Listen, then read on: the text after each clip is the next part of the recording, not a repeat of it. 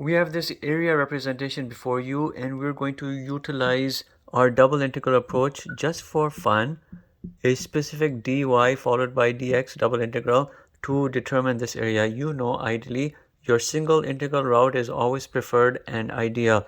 It's easier and it's quicker. This here is for practice and perspective, so we can be comfortable with these type of procedures. You have a natural log x part domain and a vertical line x equals e obviously is going to this point e comma 0. The natural log x intercepts the x-axis always at 1 comma 0, your basic non-translated function, and you see it.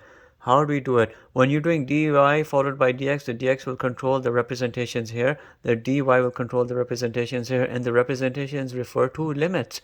How am I going to do this? I'm doing dy followed by dx. I'm looking at vertical limits stretched or pushed out horizontally. What are my vertical limits? You're actually seeing a single point here, but from this single point emanate two vertical limits. I have a lower limit extending horizontally along the x-axis, which you know to be y equals 0. Keep in mind dx refer to y equals format equations. Dy will refer to x equals format. So I have a lower limit going y equals 0 on the x-axis. I have another limit extending and tracking along the curve. What is that curve? Y equals natural log x.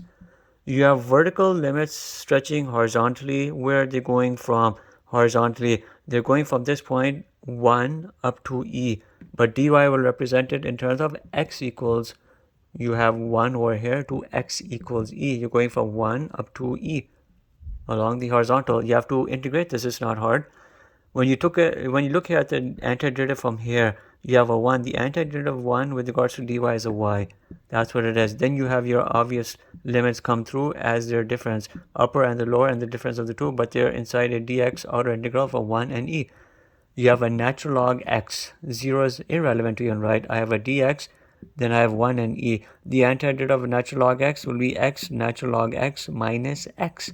You'll put e and you put 1. E in places of x, then 1 in places of x, and the difference of the two. When I put e in places of x, what do I have? I'll have e natural log e minus e. When I put 1, I'll have a 1 natural log 1 minus 1. This zeroes out. I have a e natural log e. Natural log e is equal to 1. I have a e minus e, which is a 0 minus a minus 1. My end result here, area, this area right here, will be a positive 1, and it will be correct.